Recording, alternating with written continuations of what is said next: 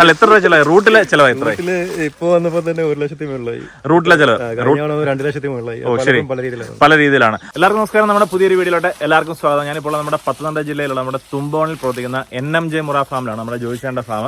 അപ്പോൾ ഇത് ഇന്ന് ഇപ്പോൾ ഉച്ചക്കട്ട വീഡിയോ എടുക്കുന്നത്. ഇപ്പോൾ ഇന്നിപ്പം ഒരു 11 മണിയൊക്കെ ആയപ്പോഴത്തേക്ക് വന്ന ലോഡാണ്. ഏകദേശം ഒരു 50-ലധികം പോത്തുകുട്ടികളുണ്ട്.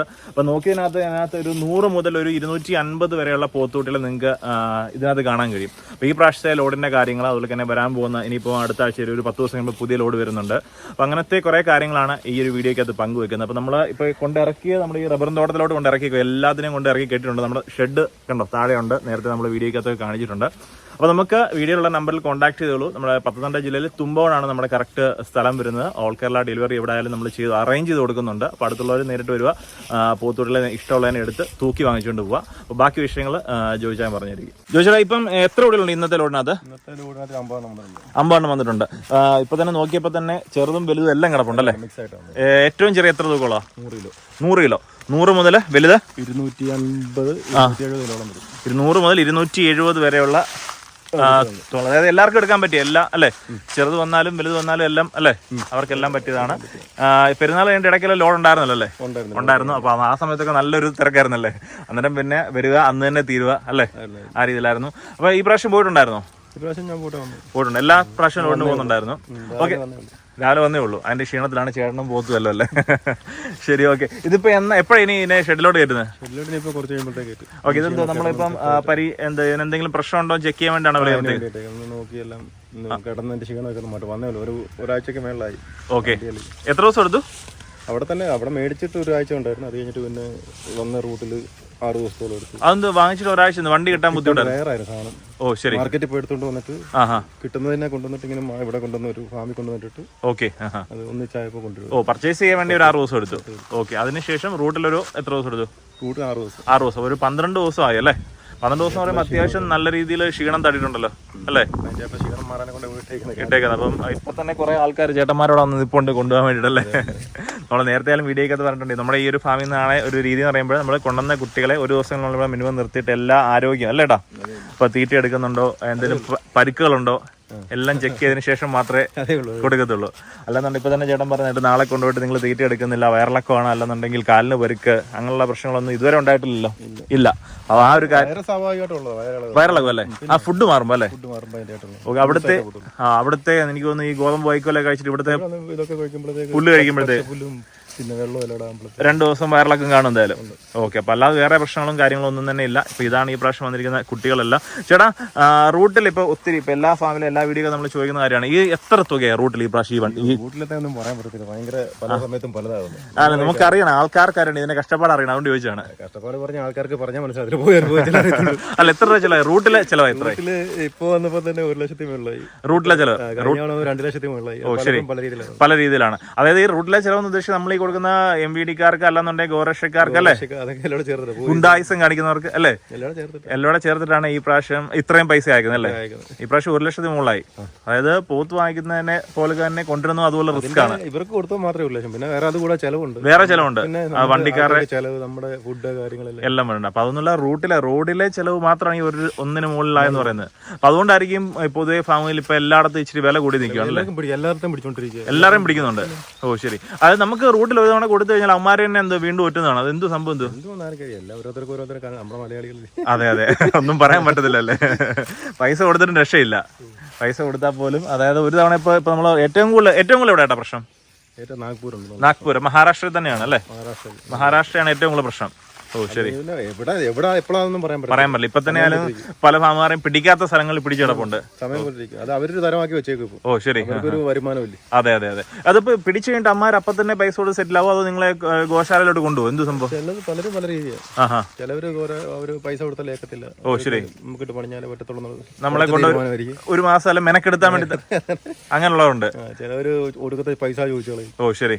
അവസാനം നമുക്ക് എന്തായാലും നമ്മുടെ സാധനത്തിനെ കൊണ്ടുവന്നല്ലേ പൈസ മുടക്കി കഷ്ടപ്പെട്ട് പോയി എടുത്തോണ്ടിരുന്നതാണ്. നമ്മളെങ്ങനെങ്കിലും മാക്സിമം കൊണ്ടുവരാൻ. അത് നിങ്ങൾ നേരിട്ട് പോകുമ്പോഴാണ്. കാരണം ഏജന്റ് ഒക്കെ ആണെന്നുണ്ടെങ്കിൽ ഏജന്റ് ഒരു ഉത്തരവാദിത്വം ഉണ്ടെന്ന് പറയാം അല്ലേ? പിന്നെ ഏജന്റ് ഇപ്പൊ തന്നെ ഏജന്റ് ത്രൂ ഒക്കെ വരുന്നതാണെങ്കിൽ അവർക്കൊരു പകുതി ഉത്തരവാദിത്വം. കാരണം നമ്മൾ അഡ്വാൻസ് പകുതി ഇട്ട് കൊടുക്കും. അവർ കൊണ്ടുവരുന്നതിന്റെ നമ്മളിവിടെ തൂക്കിയാണ് അവർക്ക് പൈസ കൊടുക്കുന്നത്. അവർക്ക് ഉത്തരവാദിത്തമാണ്. ഇതിപ്പോ പോയി കഴിഞ്ഞാൽ നിങ്ങളുടെ പൈസ മൊത്തം അടപടലം പോകും. മൊത്തം നമുക്ക് ഒരു ലോഡ് വരുമ്പോഴത്തേക്ക് എങ്ങനെ ഒരു 10-13 ലക്ഷം രൂപ ചെലവ് വരുന്നുണ്ട് കേട്ടോ, ഒരു ലോഡ് വരുമ്പോ അല്ലേ? 11-11 തൂക്കം അനുസരിച്ചിട്ട് അല്ലേ? തൂക്കം അനുസരിച്ചും ഒരു ഫിക്സർ നമുക്ക് പറയാൻ പറ്റത്തില്ല. ചിലപ്പം ഏറ്റവും കുറഞ്ഞ ചേട്ടൻ എത്ര തുക വന്നിട്ടുണ്ട് റൂട്ടില്? 30 രൂപയ്ക്ക് വന്നിട്ടുണ്ട്. അതൊക്കെ നേരത്തേക്ക് ആയിരിക്കും. അപ്പൊ ഇതൊക്കെയാണ്. അതെ, ഈ പ്രാവശ്യം കുറച്ച് അടുത്ത തവണ അല്ലേ? ഓക്കെ. അവരെന്ത് സ്ഥിരം എന്ത് വണ്ടിയാണോ നോട്ട് ചെയ്യുന്നത്? അവരെന്തു അത് വണ്ടി എനിക്ക് അവർക്ക് അറിയാലോ, ഒരു തവണ പിടിച്ചു കഴിയുമ്പോഴത്തേക്ക് അവരുടെ മനസ്സിൽ ഇങ്ങനെ നിൽക്കുകയാണ്. ആ നമ്പർ അവർ നോട്ട് ചെയ്ത് വെച്ചേക്കും. ഇത്രയും പൈസ കിട്ടുന്നില്ല. ഉറപ്പായിട്ടും അവരുടെ വരുമാനം ഇത് തന്നെ ആയിരിക്കും അല്ലേ?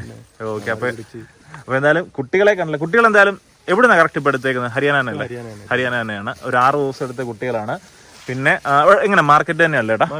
ഹരിയാന മാർക്കറ്റ് അല്ലേ? അവിടെ പോയി അവിടെ എങ്ങനെയുണ്ട് വില? എങ്ങനെ? നല്ല വിലയാണ്. പെരുന്നാള് കഴിഞ്ഞിട്ട് പല എനിക്ക് തോന്നുന്നു കുറെ കർഷകർ വില കുറയെന്ന് പറഞ്ഞാൽ ഇപ്പോഴും ആൾക്കാർ ഇരിപ്പുണ്ട് അല്ലേ? ഫാക്ടറിയിലേക്ക് പോകുന്നുണ്ട്. ഓക്കെ, ശരി. ഇനിയിപ്പോ പോത്തിന് വില പറയാൻ ചാൻസ് ഉണ്ട് എപ്പോഴും? നമുക്ക് അതിനെ കുറിച്ച് അറിയത്തില്ല. ഞങ്ങൾ കുറെ വിചാരിച്ചാ പോയത്. അല്ല, ഇപ്പൊ ആൾക്കാർ ഡിമാൻഡ് ആൾക്കാർ ഇപ്പോഴും കൊണ്ടുവന്നു കഴിഞ്ഞാൽ അപ്പൊ തന്നെ ഇപ്പൊ പോത്തിന് അപ്പൊ ഉടനെ ഒരു വില കുറവ് പ്രതീക്ഷിക്കണ്ട അല്ലേ? എന്ന് നമുക്ക് എനിക്ക് ഞാൻ പരിചയമില്ല. പുതുതായിട്ട് തുടങ്ങിയ ആളാണ്. അതെ, വേറെ ഇപ്പൊ 6 മാസമായില്ലേ? നമുക്ക് കൂടുതൽ ഒത്തിരി എക്സ്പീരിയൻസ് അറിയത്തില്ല. അപ്പൊ എന്തായാലും ചേട്ടൻ അന്ന് തുടങ്ങിയ സമയത്ത് നമുക്ക് 135 അല്ലേ? 135. അതിപ്പോ 160 ആ റേഞ്ചിലോട്ടൊക്കെ ആയിരിക്കുന്നു. അപ്പൊ ഇതാണ് ഈ പ്രാവശ്യം വന്നിരുന്ന കുട്ടികളും കാര്യങ്ങളും എല്ലാ കുട്ടികളും നമുക്ക് കാണിക്കുന്നത്. ഇപ്പം വന്നതിന്റെ ഒരു ക്ഷീണമുണ്ട്. എല്ലാം കിടക്കുമല്ലേട്ടാ, ഫുള്ള് കിടക്കുന്നു. ആൾക്കാർ കുറച്ചെണ്ണം നോക്കിക്കൊണ്ട് പോകുന്നു. കുറെ എണ്ണം ആൾക്കാരെ അധികം അറിയിച്ചിട്ടില്ലല്ലോ. ഇല്ല.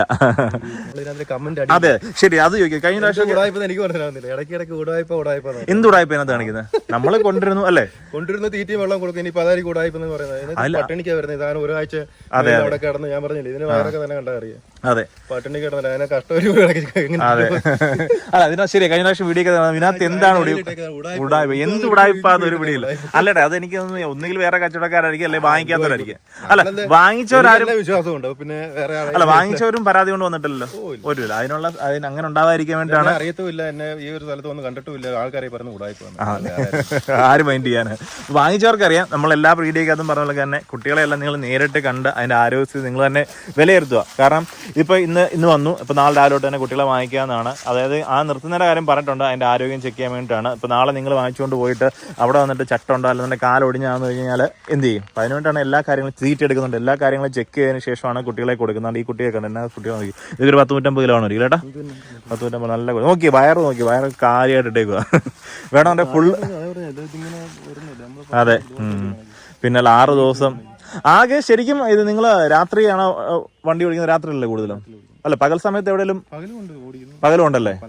പല രീതിയിൽ. അപ്പൊ റൂട്ടിൽ ഇതനുസരിച്ചിട്ട് വേണമല്ലേ? പക്ഷെ അപ്പൊ എന്തായാലും 6 ദിവസമാണ് നോക്കിയത്. ഒരു 12 ദിവസമായി കുട്ടി അവിടെ നിന്ന് എടുത്തിട്ട് ഇരുന്ന് എനിക്കൊന്ന് എങ്ങനെയല്ല ഒരു 10-30 കിലോ അല്ല 10-20 കിലോങ്കിലും കുറച്ച് കാണുന്നത് അല്ലേ? നോക്കിയേ, ലാഭം കിട്ടുന്ന പോലെ കാണാം. അല്ല, ഇതിനകത്തൊന്ന് ഇറങ്ങി നോക്കണം അല്ലേ? ഇതിനകത്തോട്ട് ഇറങ്ങി നോക്കണം. ഒത്തിരി ആൾക്കാരെ പോത്ത് കച്ചവടത്തിലോട്ടൊന്ന് ഇറങ്ങി നോക്കണം. അതായത് നേരിട്ട് നിങ്ങൾ അവിടെ പോയി കുട്ടികളെ വാങ്ങി റൂട്ടിലെ കാര്യങ്ങളെല്ലാം മനസ്സിലാക്കി നിങ്ങൾ ഇവിടെ കൊണ്ടുവന്ന് കച്ചവടം ചെയ്യണം. അന്നേരം ഇതിനകത്ത് എത്ര രൂപ ബെനിഫിറ്റ് കിട്ടും പറഞ്ഞുകൊണ്ടേയിരിക്കും. പറ്റത്തില്ല. പറഞ്ഞോണ്ടേ ഉള്ളൂ. അതെ, അതെ, അതെ.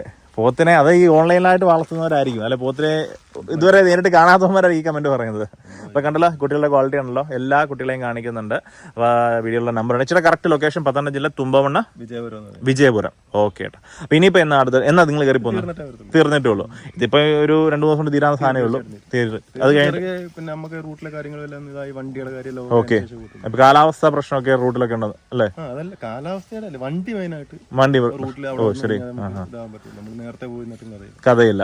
ഓക്കെ. അപ്പൊ റൂട്ടെല്ലാം ക്ലിയർ ആയതിനു ശേഷം അടുത്ത ലോഡ് ഒരു 2 ആഴ്ച കൊണ്ടാണ് അല്ലേ? 2 ആഴ്ചക്ക് മുകളിലെടുക്കും അല്ലേ? ഓക്കെ. അപ്പൊ ഇതിപ്പോ ഓഗസ്റ്റ് മാസത്തിലെ ആദ്യത്തെ ലോഡാണ്. ഒരു ഓഗസ്റ്റ് പകുതി കഴിയുമ്പോഴത്തെ അടുത്ത ലോഡ് വരുന്നുണ്ട്. മാക്സിമം 2 അത്രയൊക്കെ ലോഡ് ചെയ്യുന്നുള്ളൂ അല്ലേ? അത്രേ ഉള്ളൂ. കൂടുതൽ വലിച്ചു കാര്യമൊന്നുമില്ല. ഒന്നും വേണ്ട. ഓക്കെ.